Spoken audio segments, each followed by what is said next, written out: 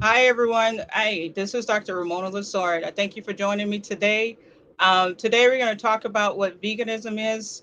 Just a brief synopsis of what veganism is. Basically, you can't eat dairy, you can't have any animal products, or you can't even wear any animal products. That's what a true vegan is. Now, most people have adapted the diet, very plant-based diet, which they enjoy, and they found a lot of health benefits from it. Today, our guests are Dr. J and Dr. Tyra. Dr. J. Ashley, and he went to the University of St. Augustine. He has a doctorate degree in physical therapy. He's been practicing about, what, 13 years now, Jay? Because we graduated about the Yes, same ma'am. time. Yep. And then Dr. Tyra Miller, she's just getting out of PT school, but she does have a lot of experience. She was a former cardiac and pulmonary exercise physiologist for about over, what, 15 years? Is that Correct, correct? correct. That's correct. That's it. And now they're the owners of Eat Most Sexy. Which I'm excited to hear about that because most people think whenever you change your diet, especially a vegan, it's like, you can't even eat anything. But I've been following them.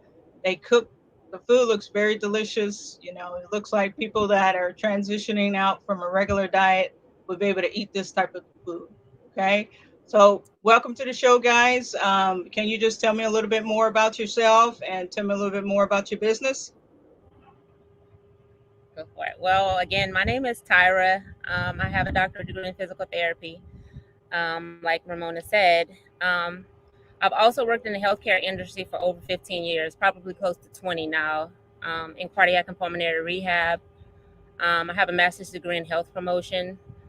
Um, but I always had the itch to go to PT school, so I went back and completed, and my doctorate degree. So here I am, just starting over, career wise, but always been a health nut, exercise, eating right, and we actually started eating more plant based several years ago. We challenged each other to um, eating just plants for a week or two, and then it kind of turned into more than that, and so we made it a lifestyle over the last 7 years, and that's pretty much where we are. We wanting to teach plant Misconceptions. misconceptions and questions that people ask, Yes. regarding, um, getting enough protein or getting enough vitamins and nutrients. And what if it don't taste good? Something as simple as that, that will, keep a person from enjoying good food. And so we want to dispel a lot of the myths that are out there, as far as plant-based nutrition. I'm Dr. J. I've been practicing physical therapy for about 13 years. As far as going vegan, I think that was ego. Uh, I wanted to look the way I did 15 years ago. I wanted to perform the same way. I wanted to compete against, you know, people my age and younger, whether it was a tough mudder race, Spartan race. I practiced jujitsu. And so I was looking for intake that would give me the most optimal results. I found it harder to get that six pack. When me and Dr. Lazard met, we were both working out pretty hard. She was very competitive. There was plenty of days she'd be in the gym right beside us fellas, and always asking questions about doing certain things. And we talked about diet a little bit when we were in school, but we were all pretty much coming off really healthy backgrounds. And it was easy. We were younger. But when I got older, I noticed it was harder Yeah. to keep up with the same diet. And that was Motivation.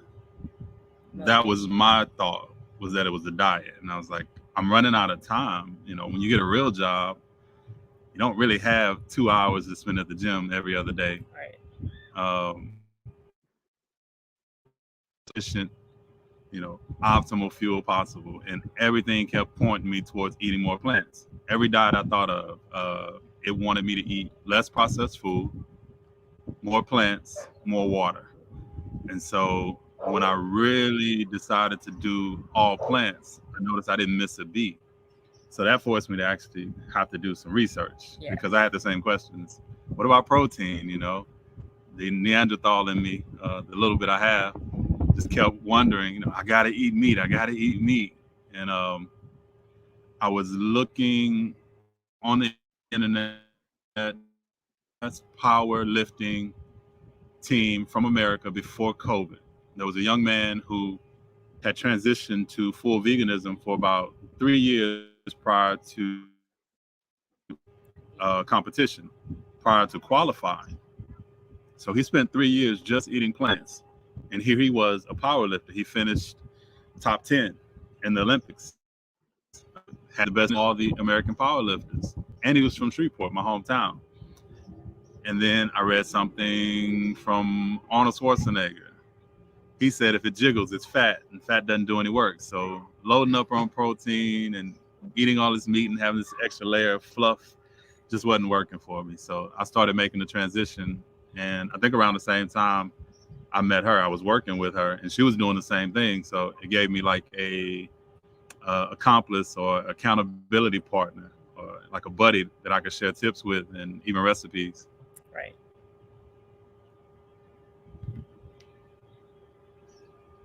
That's good. I do practice some of it. I can't handle not eating meat. I mean, of course, I eat like the grass-fed type of meat, nothing processed. And so I definitely follow, I eat a lot of veggies and fruit. I'll definitely snack on that. But, I do, for some reason, your body do crave certain things, and certain things does bring pleasure to you.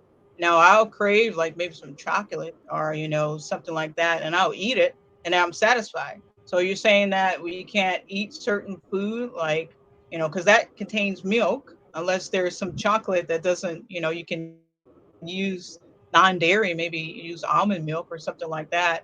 I mostly gravitate towards dark chocolate or something like that. Is there like any other ways, like people that have like these cravings, that they can like satisfies that? Do you guys have any answer for that? There are behavioral things you can do for cravings. Cravings come down to Hmm. just hormone, right? And patterns. Right. We've been feeding our daughter, she's 1.5. She's the first child that we don't feed on schedule for the most part. Yeah. She has a main meal early in the day.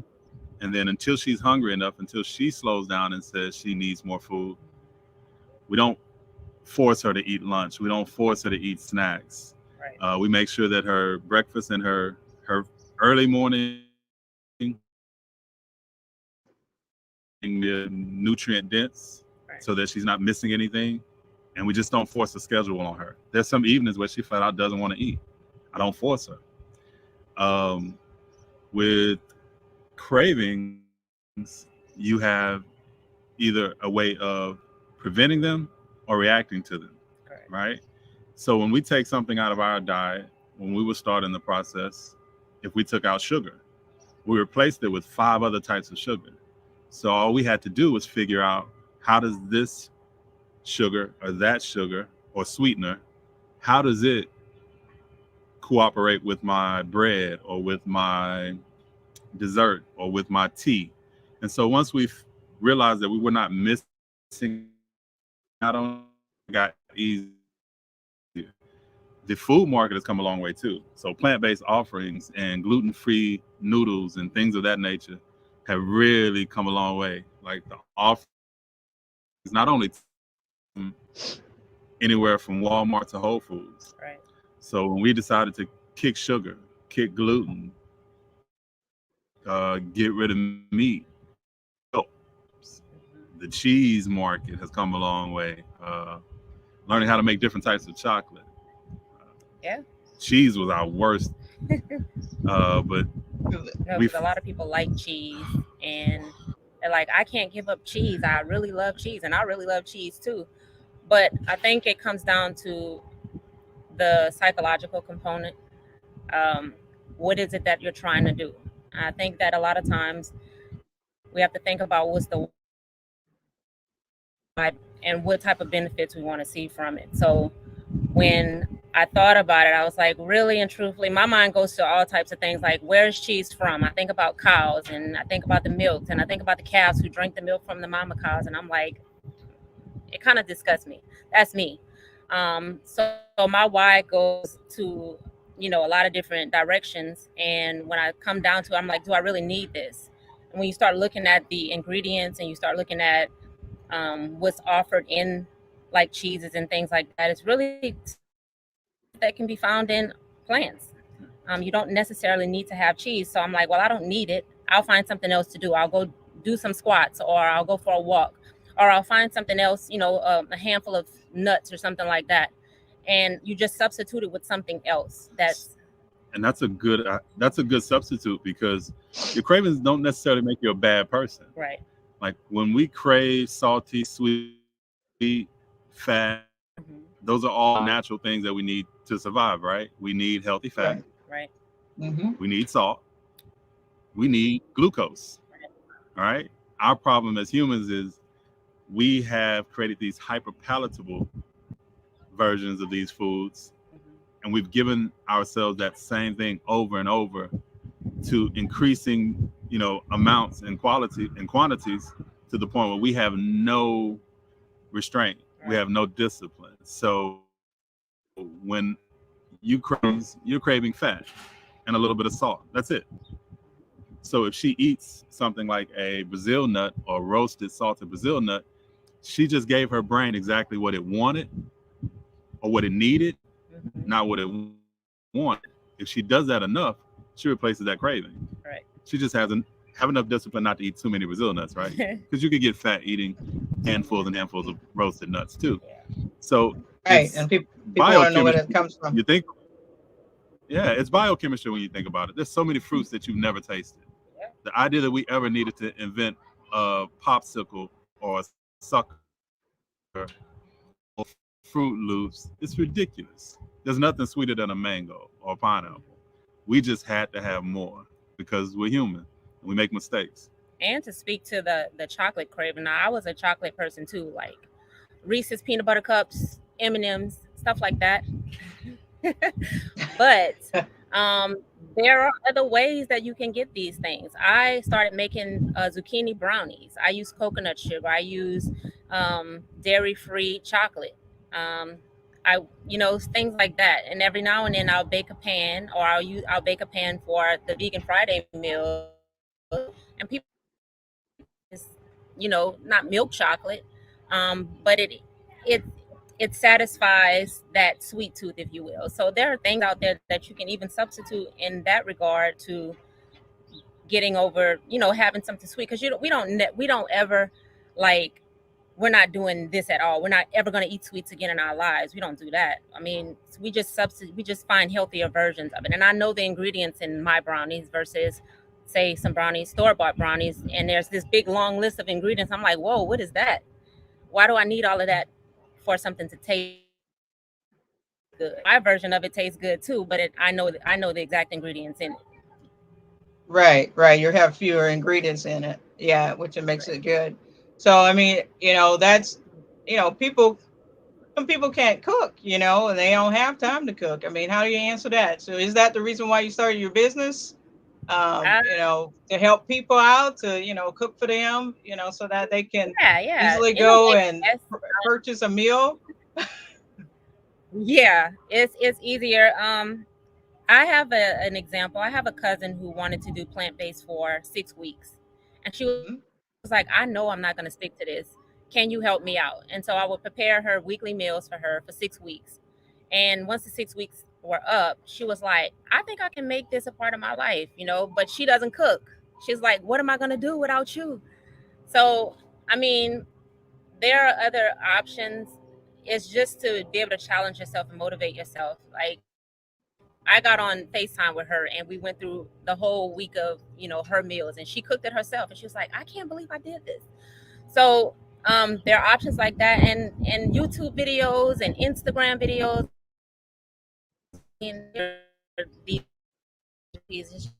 actually, challenging yourself to cook these meals. I think also when we started to introduce people to plant-based eating and kind of how we eat, their eyes kind of opened up, and taste buds food does taste good.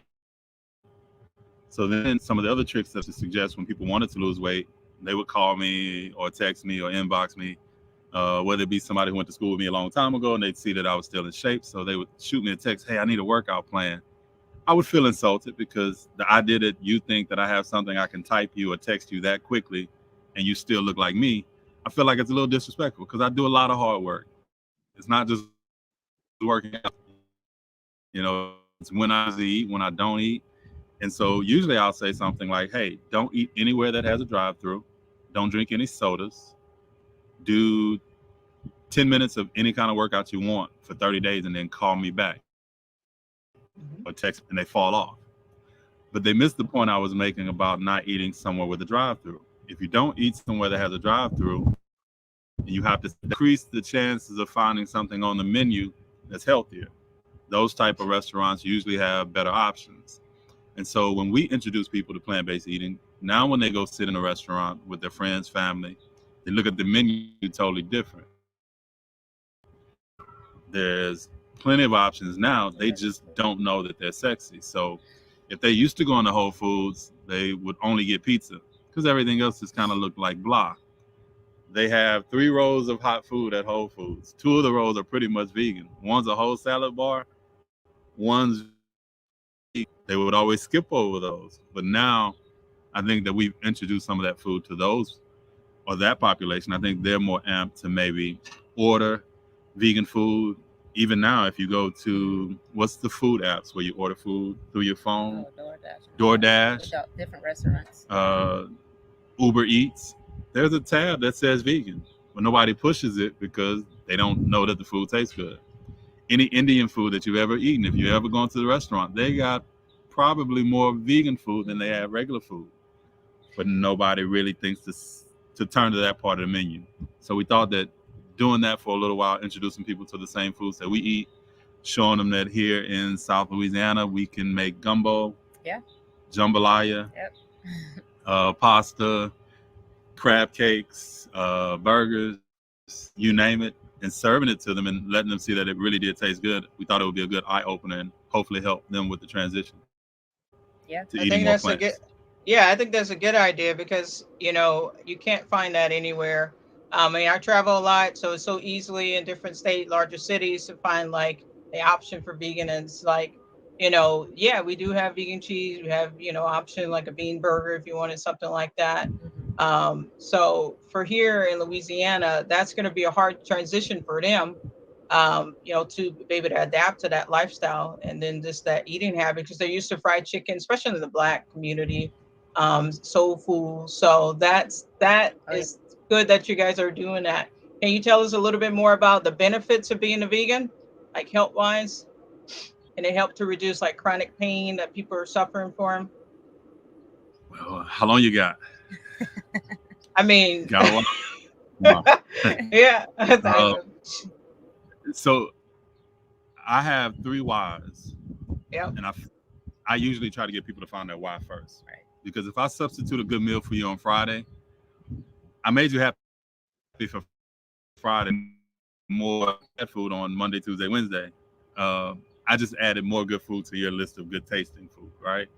That's only half the battle. I need you to believe, just like you believe that brushing your teeth 2-3 times a day is going to give you breath, nice teeth. I need you to believe that eating more plants is going to give you less chronic pain, better hair, a better love life, better skin, all of that, right? Inside is way more important. So my initial why is ego, right? I want to look a certain way. I want to perform a certain way. I don't need anybody's help with my ego. So me changing my diet was purely, I guess, selfish, right? My second why is I have children that I want to, and a family, right? That I want and take care of. I feel like I need to be healthy to do that. It's not just about clocking in at work every day either. Even if I go out here and decide, hey, I'm gonna take this land and I'm going to grow my own food, I need to be healthy to work the land. It's very simple for me. I need to be physically fit to physically defend my family.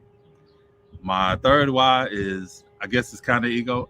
I just don't like another doctor and he tells me what I can and can't do, that would drive me crazy.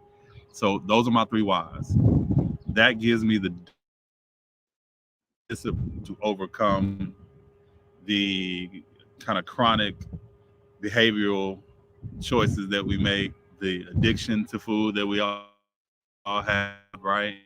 Old foods. That gave me the discipline to make better options until those begin to stick. There are cravings I flat out just don't have. Cravings I still have fries. Peanut butter M&Ms, which I try to stay away from. Every blue moon, once or twice a year, I may sneak one or two, right? I'm an emotional eater, just like everybody else. I have no secrets. I'm an emotional eater.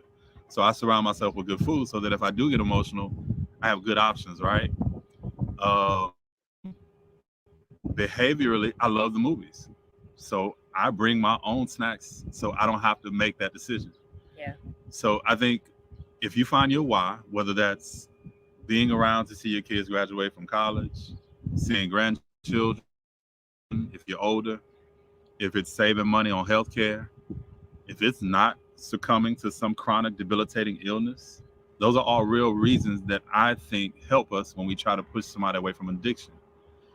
Whether your addiction is gambling, shopping, eating, they all have the same biochemical foundation, right?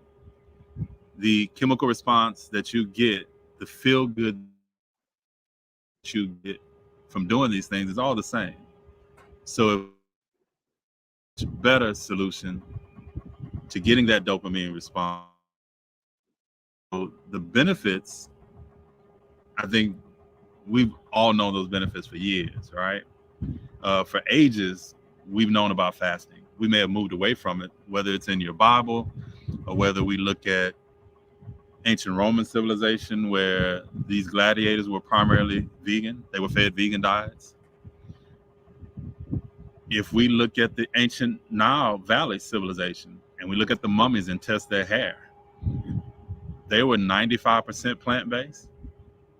Now we can guess why they may have eaten 5%, seafood, etc. We don't know. It could have been actual famine, which we don't have anymore, right? Because we have industrialized farming and refrigeration, so we can eat any food whenever we want.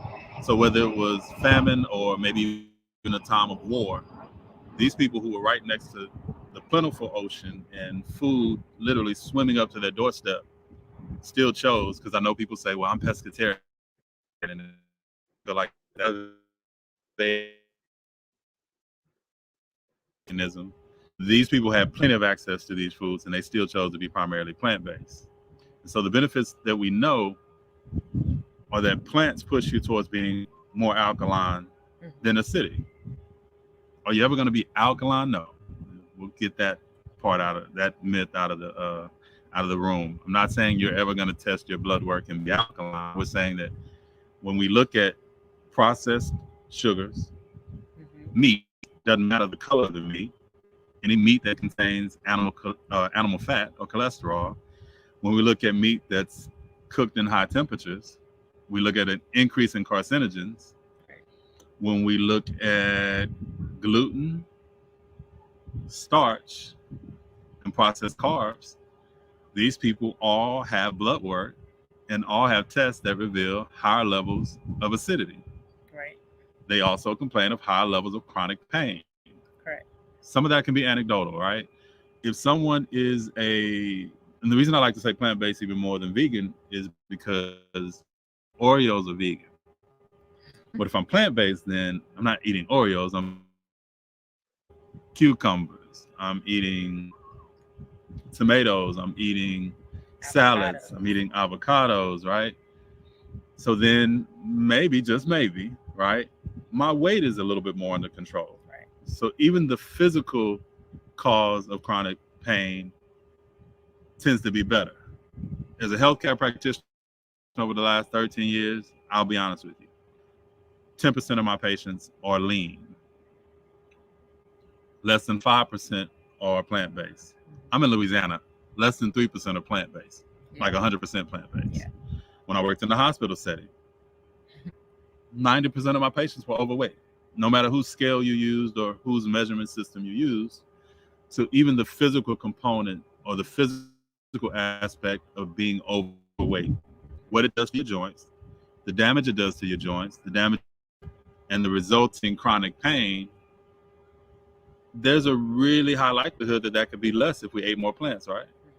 Because essentially we'd be lighter. Right.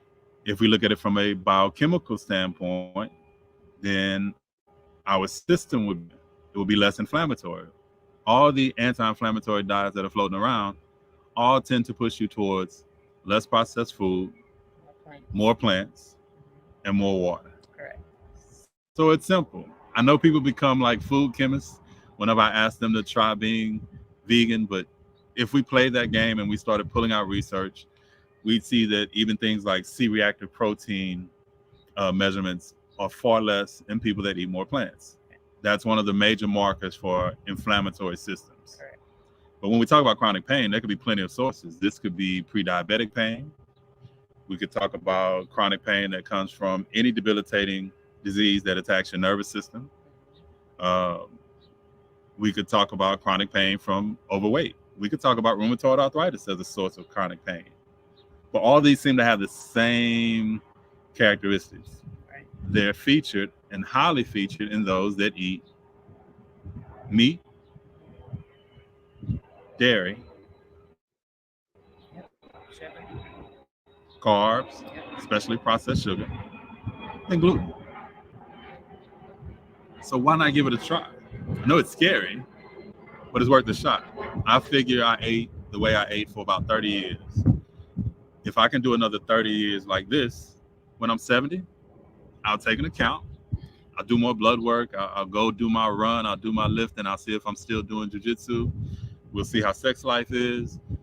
If it's not what I thought it was going to be, then maybe I'll go back. But so far, so good. Yeah. That's another benefit. We didn't even talk about the lifestyle implications or benefits, right? Erectile dysfunction, women, and decreased libido, but even skin, Yeah. right? What about monthly issues that women tend to really endure less cramps, less. I don't want to mood say it. That's why I was pointing at you. I don't want to be mansplaining, stuff that isn't in my wheelhouse No, per se. it's to me, just going off of my experience. Studies aside, I have, less of the premenstrual symptoms, the cramps, the mood swings. Now, don't get me wrong, they're not totally gone, but I do see a difference. I do see a difference since I started eating more plants. But then you have to factor in, the whole lifestyle change, because it's not just, I need to just change eating to plant-based. Are you exercising? Are you taking care of your mental health? Are you, it's a multitude of things that you have to incorporate into your lifestyle, and plant-based eating is one of them. As far as the chronic pain goes, if I would do a qualitative study and interview, people who complained of pain, chronic pain, and I hurt so bad, and then they start switching a meal here and there, and they start changing their intake to more plants, they come back overjoyed. They're like, my fingers don't hurt. I can actually bend my fingers, things like that. So you get it word of mouth from people who actually transitioned over to eating more plants, and they see the benefits as they go. We can look at the quantitative studies all day long, but you're still measuring people, and you're measuring, this versus that, and you'll see you see a lot of benefits from eating plants in regards to the reduction in chronic pain. I just think that people need to be more open to it and more willing to at least give it a try and see, is this actually going to help me, before they decide, this is not gonna work.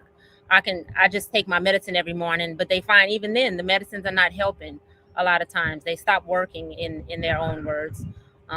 So this is just like Jay said, just another option. Give it a try and see how you do with it, and if it works, then you keep going, and if it doesn't, hey. Vegan is cheaper too. Plant-based eating is cheap, hands down. Yeah, no, I agree. It is cheaper. I notice But people tend to make the change and they want to go straight to Whole Foods. I'm like, well, wait, you were eating at Walmart last week. You were doing pull-ups from Walmart. Now all of a sudden, if it's not super organic vegan, they don't want to buy it. I'm like, well, that might be more difficult, and that definitely may cost more. And if you're trying to, I would say 2 years ago, 3 years ago, if you were trying to buy the newest, latest, greatest plant-based steak or plant-based processed meals to go, then that was expensive, right? But I was never, trying to teach people to do that. I was trying to teach them to make lentils, chickpeas, northern beans, make all of these things better, make them taste better, make them, even to be honest with you, I do some manufacturing, what I call, food manufacturing, food makeup, where I make things look like other things, taste like other things. She does ribs for me. I promise. I wish I had uploaded some of the pictures for you. That would have been smart. I apologize. Next time I'll do that. But we do all kind of subbing. We make pizza. Hamburgers. We do hamburgers. We do crab cakes. We do nachos. All with plants. Yes. We do sushi. Very comparable. We do sushi. We fry mushrooms. Really give oyster po' boys or shrimp po' boys a run for their money. So being here in Louisiana, some of that stuff is the way that we combat our addiction or our cravings, right? Is it necessary? No. To be honest, one day maybe we'll be 100% raw. I don't know. I doubt it. There'll be some type of manufacturing going on, even if it's, turning food into hummus, which I don't consider really processed, but it is processed, right? Anytime we take food and we deconstruct the molecular structure, how it's absorbed by the body.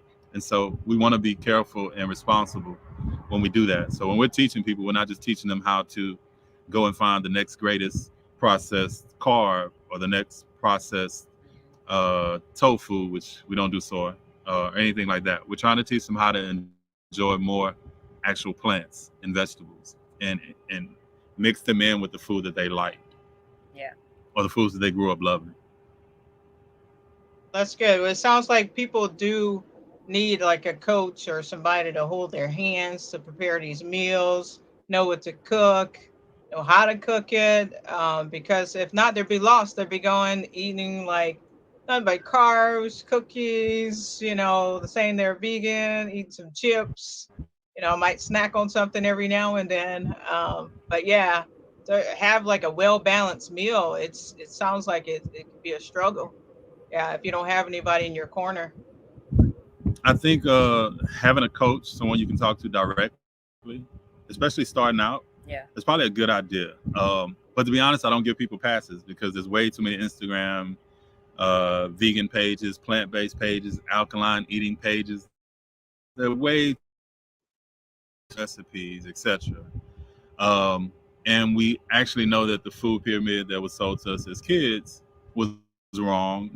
Not that we ate by it, because we created with big hunks of gravy steak with rice, gravy on top, cream style corn, and a spoonful of green peas. Hardly was nutritionally balanced, right?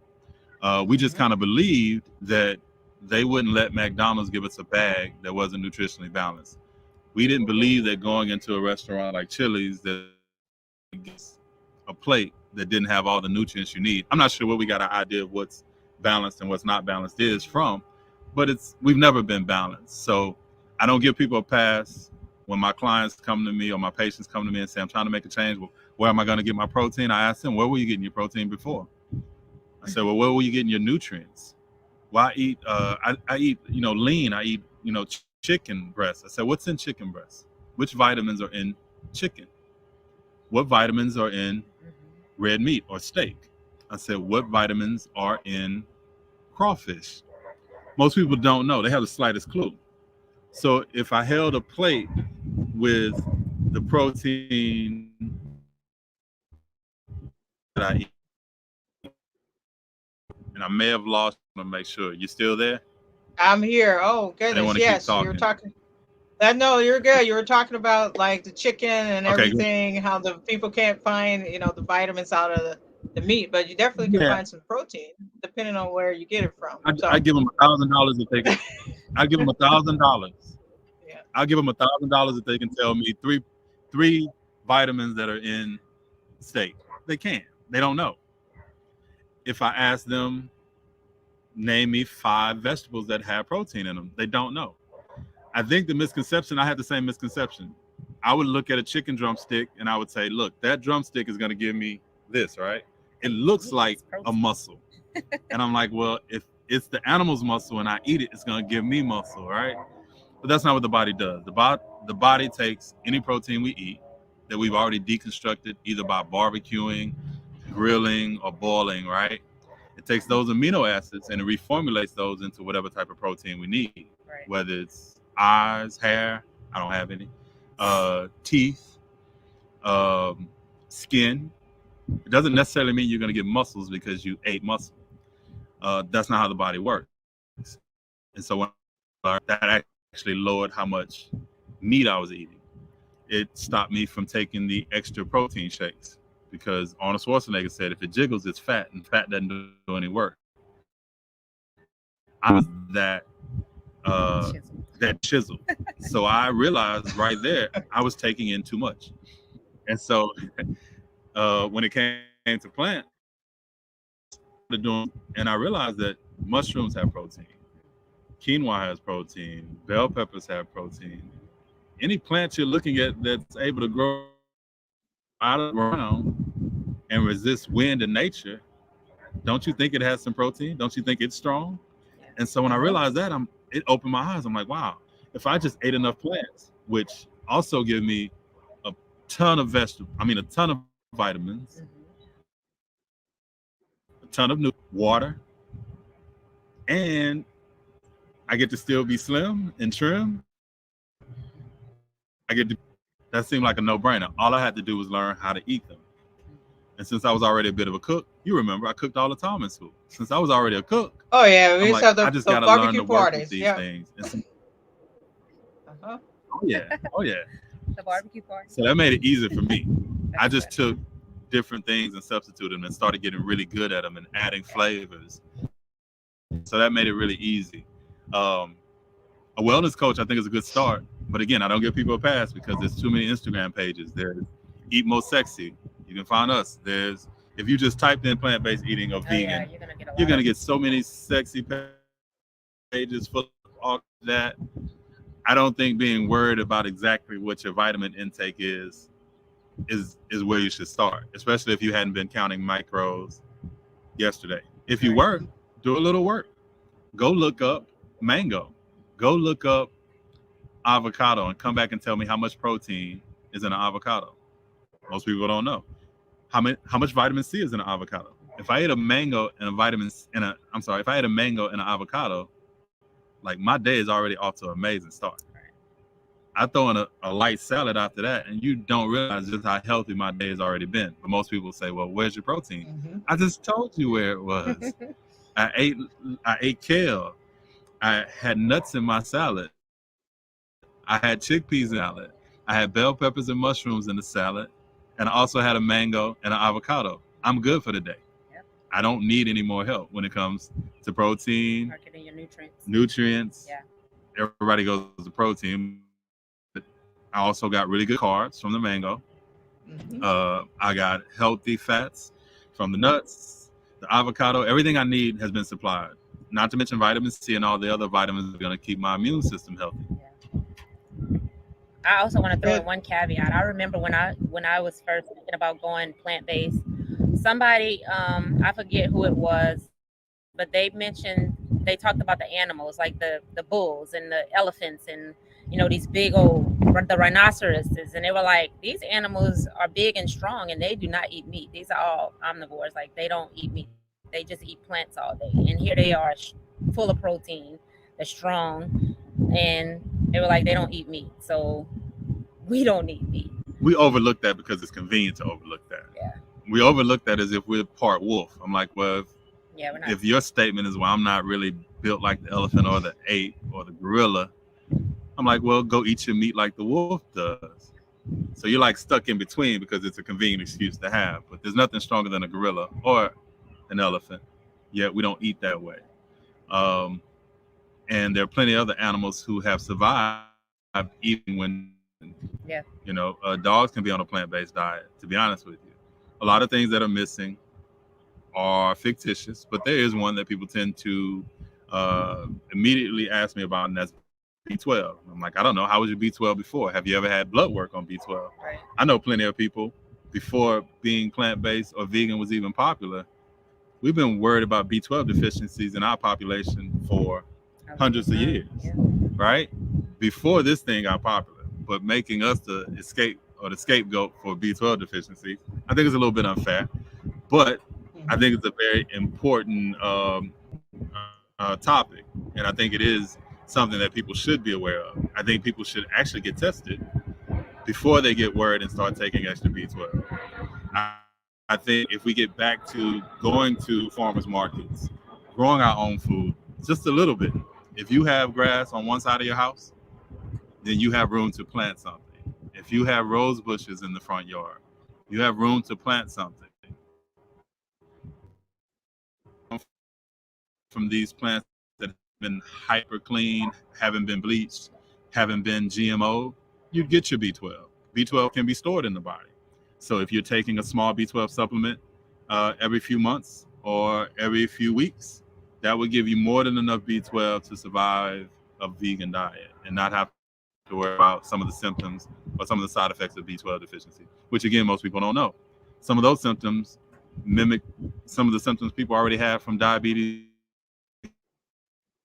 up getting blood work done before that becomes a reason for not trying plant-based is really important. That way you don't have to create a monster or a boogeyman out of something that doesn't exist for you. So you're saying they should just monitor it, do it before they started, and probably like what, 6 months after or 3? I would say every month when you first start, you can go online, right? You can look up what are the general symptoms of B12 deficiency. You can start to look for those in yourself. If you're really diligent, you can do blood work before and see what your B12 level is. And then after a month, if you're really diligent, or 3 months if you're not as scared as most people, you can monitor the symptoms for a month and take blood work, or you can monitor the symptoms for 3 months. You don't see anything, still go get blood work done. See if the supplement that you're taking is sufficient. See if the amount of food that you're taking in from your yard or from the local farmers market, see if that's enough. Okay.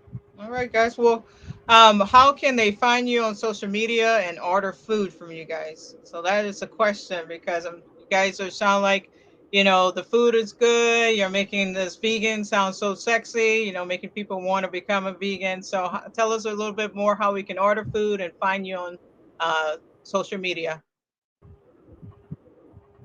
So right now we post the menu, or we try to get the menu up early in the week. So to be on our Instagram page, Eat Most Sexy, and on that menu is phone. The number will be provided on our page, as well as direct message, or you can text that phone number and put an order in whenever the menus come out. That's it. Eat Most Sexy on Instagram. We don't do as much as we should on Facebook. We hadn't decided just how much time we need to get devoted to that.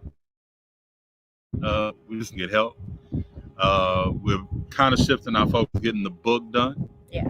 The first book will definitely be why. Pushing people towards finding their why.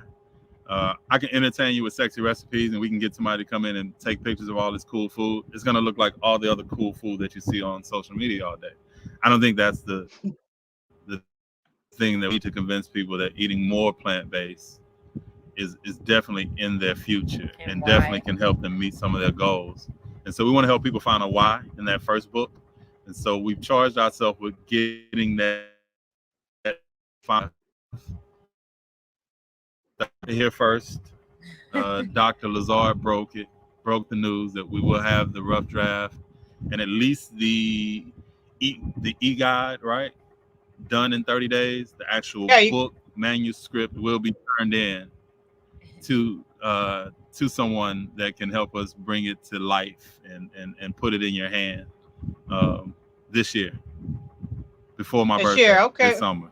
Well, yeah. Well, tell us a little bit more about eGuy. How will they be able to find it? It's going to be on your page, website, or Instagram. How do we be able to grab that? Definitely. We're going to have it available on Instagram, on social media, but we're going to start reaching out and creating a community where we can keep in touch with people and we can actually start sending out some of these recipes to your email, to your phone. That way, when the e-guide is ready, we can text you and say, hey, sorry, we hadn't been around, we've been playing, been traveling, but the e-guide's ready. When the book is ready, we want to make sure we can put that in people's hands. So we'll do the same thing. We'll try to increase our presence on social media, but also create a community where we reach out to people. Old school, telephone, maybe even email. Email sounds like sending somebody something by the post office these days. Oh no, email is the way to go. People will give you their email for something Email good. it So yeah, email is good. So all right, guys, I thank y'all for watching. I'll have a list of the information down below how you can contact Dr. J and Dr. Tyra. So I'm so happy they were able to be here today. Until next time, you guys take care. Bye. Bye, everybody.